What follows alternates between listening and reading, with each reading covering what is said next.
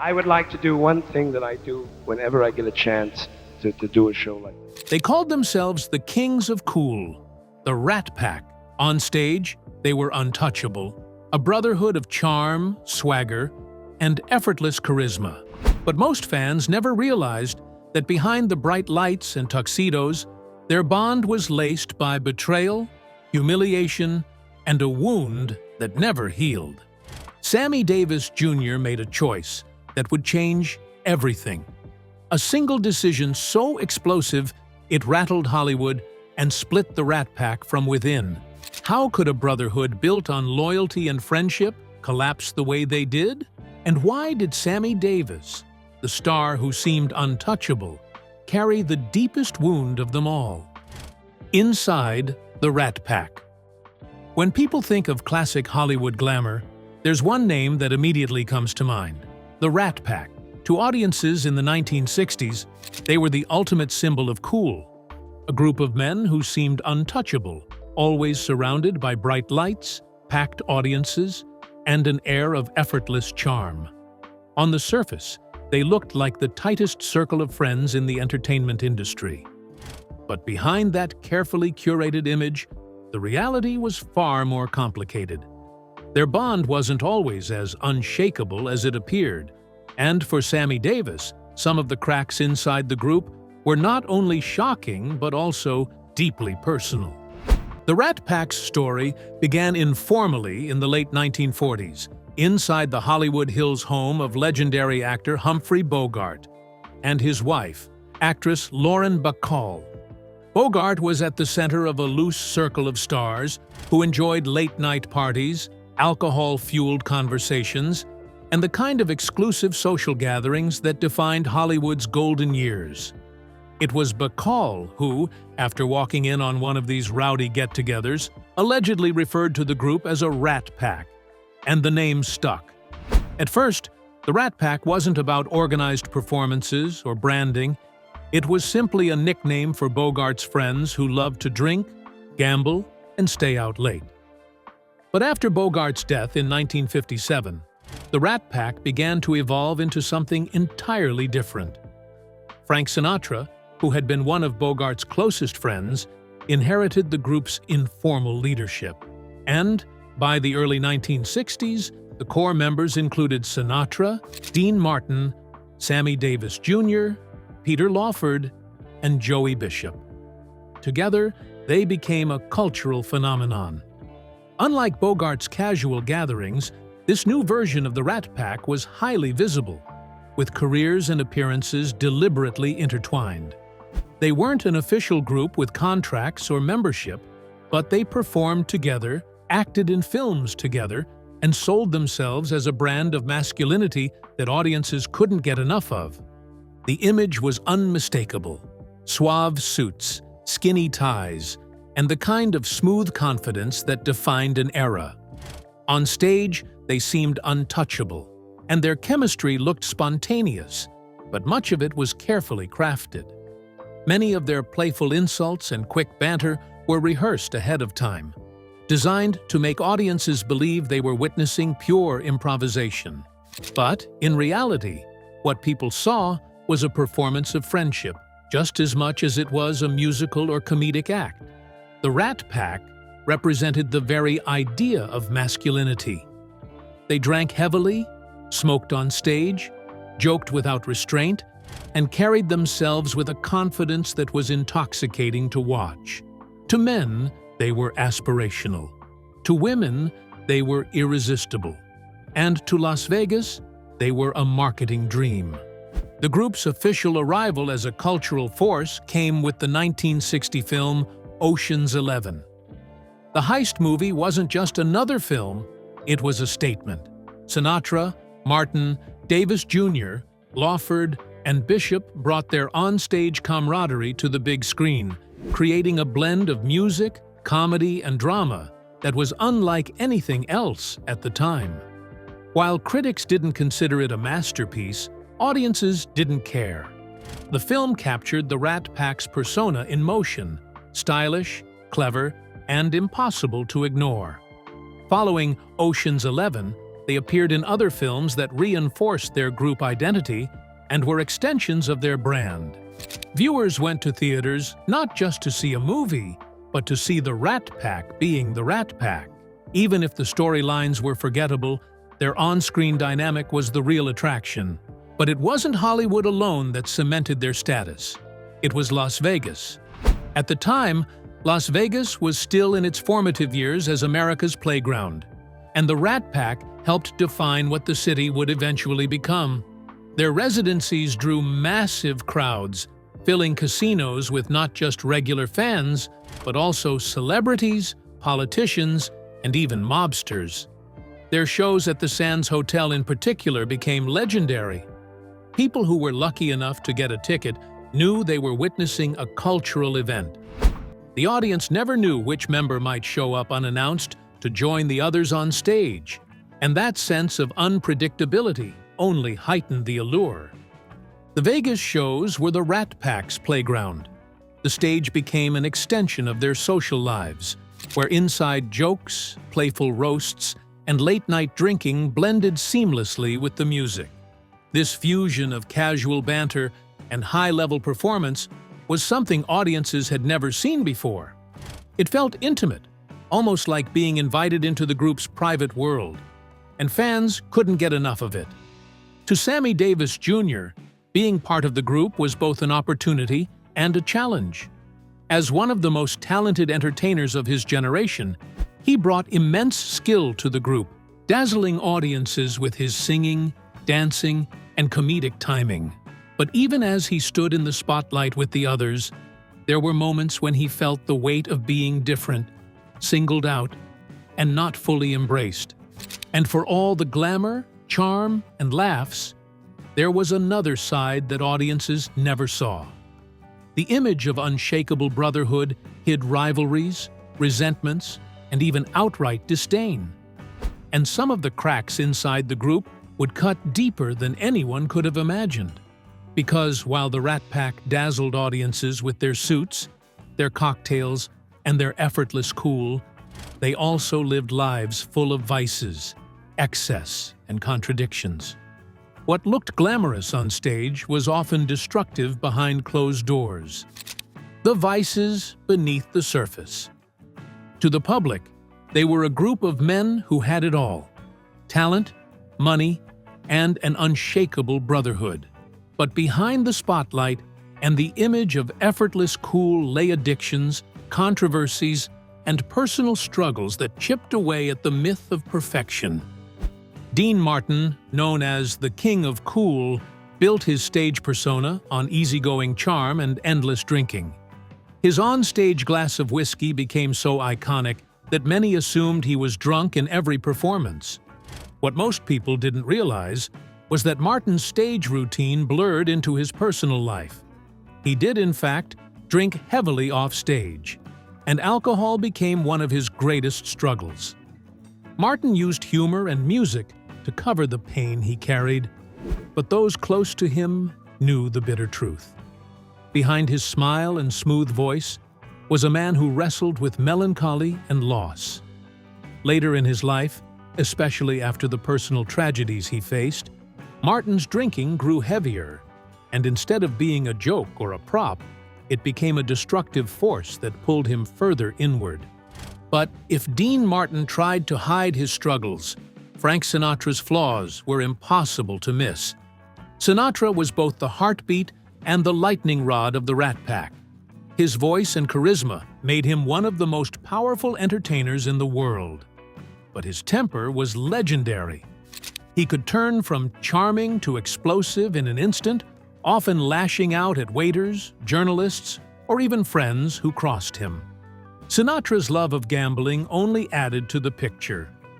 Las Vegas wasn't just a stage for the Rat Pack, it was also a casino floor where Sinatra's appetite for risk came alive. He was known to wager enormous sums of money in a single night, sometimes winning big, and other times losing spectacularly. To Sinatra, gambling was about adrenaline, power, and control. But these habits also connected him to figures who cast long shadows over his reputation. Though Sammy Davis Jr. was often the most energetic member of the group, he wasn't immune to the darker temptations that surrounded them. Later in his life, Davis Jr. developed a dependence on an illicit substance that was sweeping through the entertainment industry in the 1970s and 80s. Although he had built a career on relentless energy and showmanship, the substance seemed to offer stamina and escape.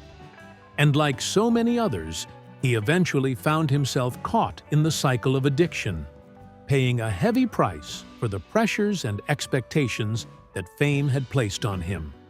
Beyond their personal addictions, the Rat Pack's reputation was clouded by the company they kept.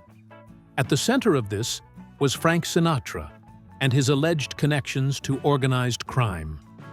His friendships with notorious mob figures, particularly Chicago boss Sam Giancana, became the subject of endless speculation. Sinatra's appearances with mobsters were well documented, and while he denied being involved in criminal activities, the associations were impossible to ignore. These ties were not only a source of tabloid fascination, but also a liability. When the Rat Pack performed in Las Vegas, many of the casinos were backed by mob money, and Sinatra's relationships blurred the line between entertainer and insider. To critics, his mob connections made him a dangerous figure whose power extended far beyond the stage. Peter Lawford's place in the Rat Pack was different.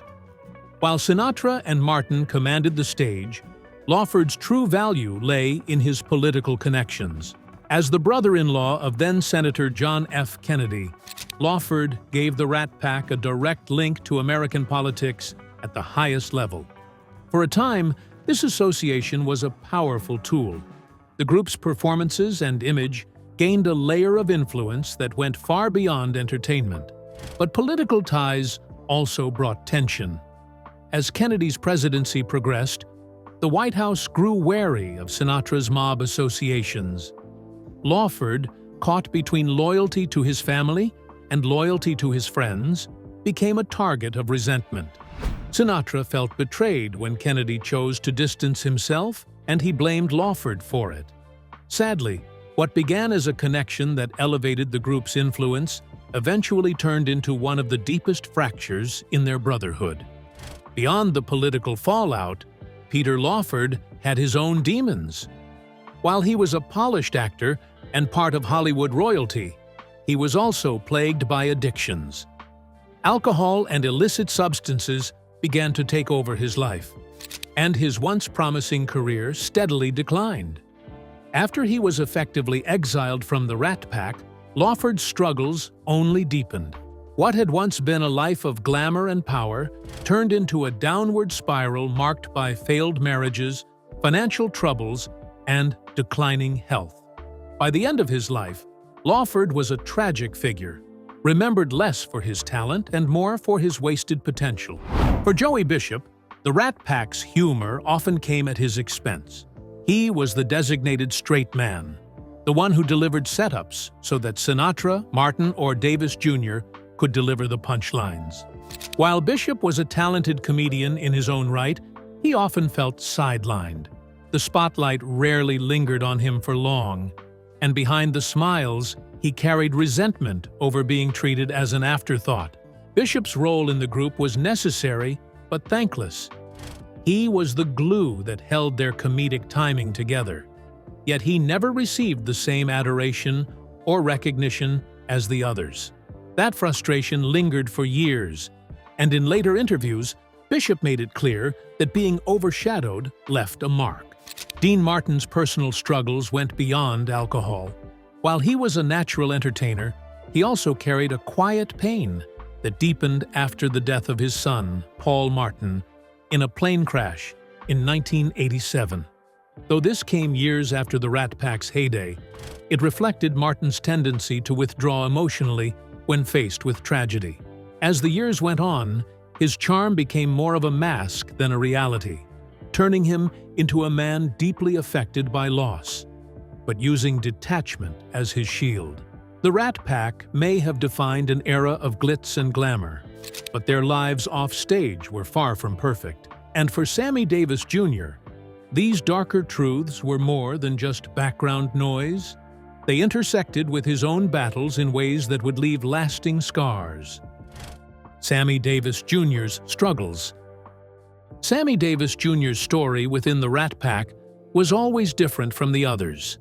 He was not only one of the most gifted entertainers of his time, but also one of the most burdened. His talent was undeniable. He could sing, dance, act, and make audiences laugh with equal ease. But the path he walked was filled with barriers that his fellow Rat Pack members never had to face.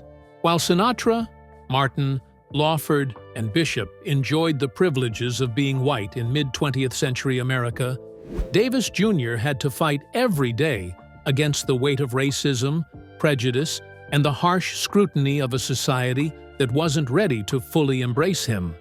Davis Jr.'s hardships began long before the Rat Pack. During World War II, he was drafted into the U.S. Army, where he served in an integrated unit. But integration in name didn't mean acceptance in reality. He faced relentless racism from fellow soldiers, including physical and verbal maltreatment, simply because of the color of his skin. Sammy already knew the sting of discrimination, but the Army was a brutal reminder of how deeply entrenched racism was in American life.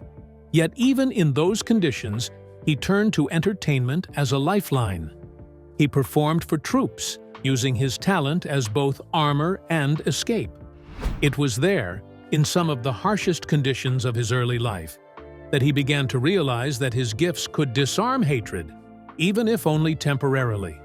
By the 1950s, Davis Jr.'s star began to rise in earnest. He became a sensation on Broadway, proving that his talent could shine just as brightly on the stage as in nightclubs. At the same time, his records climbed the charts, and his versatility as a performer set him apart from almost anyone else in the business. But even as fame embraced him, prejudice never left his side. While his colleagues could book rooms at luxurious hotels, Davis Jr. often faced segregation. In some venues, he was forced to enter through the back door, or he wasn't allowed to stay in the same hotels where he performed. He could headline a show in Las Vegas and yet be denied entry to the casino floor afterward. These contradictions defined his career, creating a bitter divide between his public success and his private humiliation. In 1954, Davis Jr. nearly lost his life in a devastating car crash. He lost his left eye in the accident, a physical reminder that would stay with him forever. But out of tragedy came a profound spiritual transformation. While recovering, Davis Jr. studied Judaism, drawn to its teachings and sense of resilience in the face of persecution. He eventually converted, finding in the Jewish faith a new sense of identity and belonging. However, this added another layer of complexity to his public persona. Despite his extraordinary talent and his growing fame, Davis Jr. was constantly reminded of his difference. On stage, he often used humor to disarm racial tensions, making light of stereotypes and leaning into jokes that audiences expected. But what looked like effortless confidence often masked private pain. The pressure of being the only black member of the Rat Pack was immense. His friends often joked with him in ways that audiences laughed at. But to Davis Jr., the laughter often cut deep. He carried the heavy burden of being both included and excluded at the same time, celebrated for his talent but never fully accepted as equal. One of the most controversial moments of his career came in 1972, when Sammy Davis publicly hugged President Richard Nixon at the Republican National Convention. For many black fans and civil rights allies, this was seen as an unforgivable act. Nixon was viewed as hostile to civil rights, and Davis Jr.'s gesture alienated much of the community that had once admired him. The hug was meant as a sign of patriotism and goodwill, but the backlash was swift and severe. He found himself criticized, ridiculed, and even ostracized by some of the very people he had long hoped to inspire. If the Nixon hug divided his fans, his marriage to Swedish actress May Britt in 1960 caused an even greater storm. Interracial marriage was still taboo in much of America, and Davis faced an avalanche of public outrage. He began receiving frightening messages in the mail, and the press treated their union as scandalous. Although the marriage was about love, for the public, it became a flashpoint in the ongoing battle over race. The consequences of his marriage extended beyond personal threats. When John F. Kennedy was elected president, Davis Jr., who had campaigned for him, expected to be invited to the inauguration as part of the Rat Pack. But due to fears that his interracial marriage would anger Southern voters, Davis Jr.'s invitation was rescinded. He had given so much to his craft and his friendships, yet he was faced with a humiliation that was so crushing. He was not just excluded from a political event, he was excluded from history and pushed aside because of who he loved. The sting of that rejection stayed with him for the rest of his life. But this heartbreaking event didn't just wound Sammy Davis personally, it exposed deep fractures within the Rat Pack itself. What should have been a triumph for the group became a turning point, where loyalty, politics, and prejudice collided in ways that would change their brotherhood forever. Cracks in the brotherhood. When Sammy Davis Jr. was barred from Kennedy's inauguration, it marked a turning point. The silence of the Rat Pack members, whom he considered his brothers, made the rejection cut even deeper, leaving him to question the loyalty of those closest to him. Peter Lawford, who was not only Kennedy's brother-in-law but also the Rat Pack's link to the White House, didn't defend him. To Davis Jr., this was the ultimate betrayal. Lawford, who could have spoken up, chose instead to protect his family connections. Their friendship never recovered. And from that moment on, Davis Jr. looked at Lawford differently, as someone who had abandoned him when it mattered most. The bitterness between them lingered for the rest of their lives, and their once close bond was gone forever. But it wasn't only Lawford. Frank Sinatra's relationship with Davis Jr. was perhaps the most complicated of all. On the one hand, Sinatra gave Davis Jr. opportunities that helped elevate his career. He invited him into the Rat Pack, shared stages with him, and used his influence to open doors that might otherwise have remained shut. In many ways, Sinatra's friendship offered Davis Jr. a level of visibility that he couldn't have achieved alone. Yet, that friendship was always laced with contradictions. Sinatra, with his brash personality and need to dominate every room, often mocked Davis Jr. publicly. On stage, the racial jokes were endless. The audience laughed, Sinatra laughed, and Davis Jr. laughed along too, because what choice did he really have? To push back would have shattered the illusion of their camaraderie and risked alienating the very man who held such sway over his career. The pain wasn't just in the jokes, it was in Sinatra's choices. When forced to choose between Kennedy and Davis Jr., Sinatra chose Kennedy. He adjusted, compromised, and stayed loyal to the political connection, even if it meant sacrificing his friend's dignity. This was a wound that Sammy never healed from, because the man he had looked to as both mentor and ally had sided with power over friendship. Joey Bishop's role in the Cracks may have seemed smaller compared to Lawford and Sinatra, but his frustrations added to the group's growing instability. Bishop, often cast as the straight man in their comedy routines, clashed creatively with Sinatra more than once.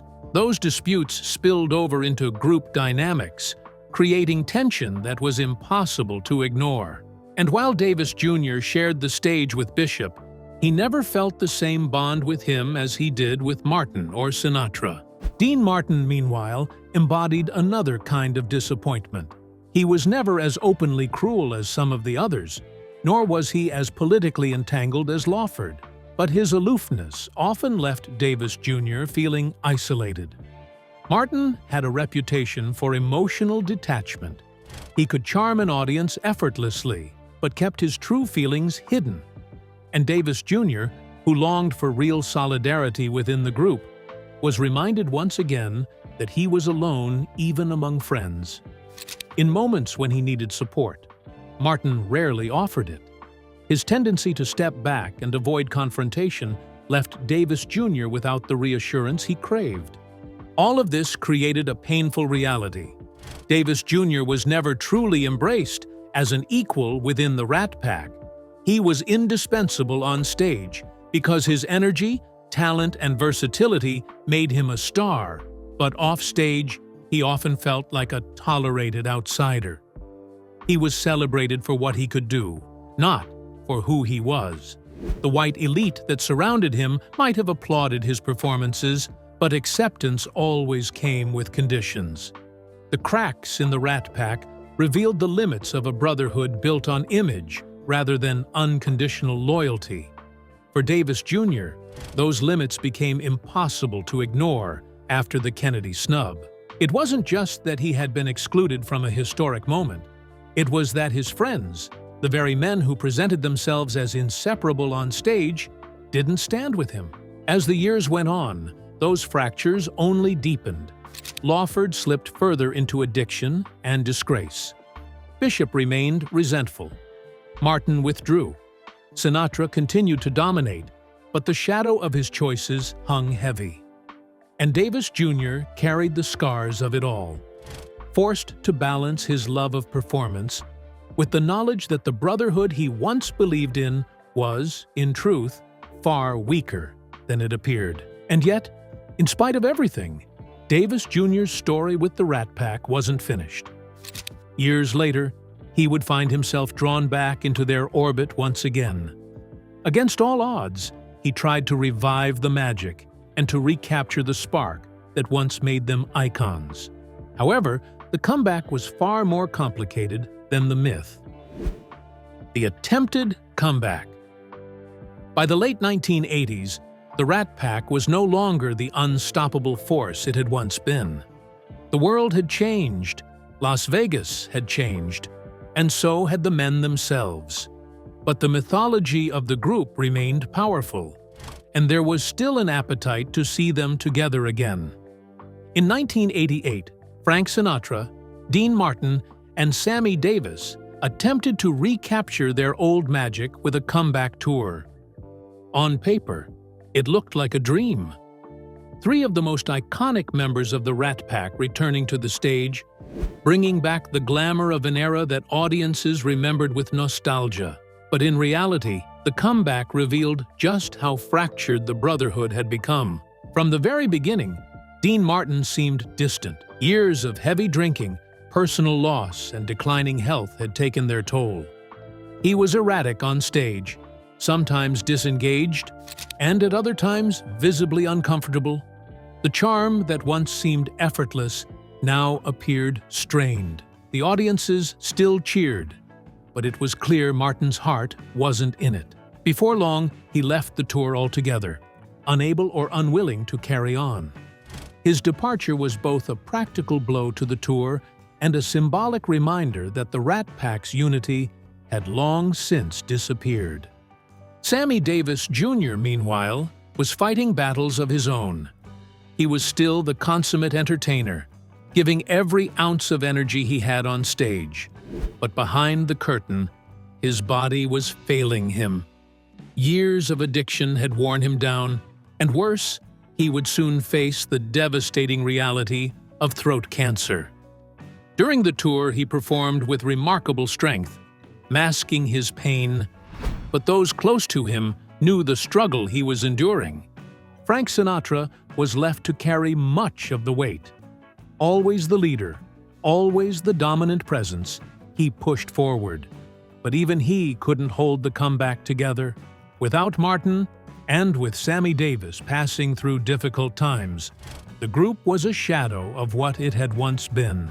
What had started as a nostalgic celebration of friendship and music became a painful symbol of time's passage and the fractures that could never be fully repaired. In the years that followed, the curtain slowly closed on each member of the Rat Pack. Peter Lawford, long estranged and disgraced, had already died in 1984, his career and health destroyed by addiction. Sammy Davis Jr. was the next to go, passing away in 1990 at the age of 64. his brilliant life cut short by cancer. Dean Martin followed in 1995, his final years marked by isolation and quiet grief. Frank Sinatra, the leader who had once commanded the group with unmatched charisma, died in 1998. Joey Bishop, the last surviving member, outlived them all, passing away in 2007. By the end, the Rat Pack was no more than a memory, a photograph in black and white, and a collection of films, records, and stories that defined an era. They had been kings of Las Vegas, faces of Hollywood glamour, and symbols of masculine cool. But behind the tuxedos, the cocktails, and the sharp banter were broken friendships, bruised egos, and buried pain. The cracks that Sammy Davis Jr. had felt so deeply never truly healed. And their attempted comeback only revealed that the magic of the Rat Pack belonged to the past. What do you think? Was Sammy Davis Jr. treated unfairly by his fellow Rat Pack members? Tell us in the comments section below. If you enjoyed this video, don't forget to click on the next video on your screen, like this video, and subscribe to our channel for more updates.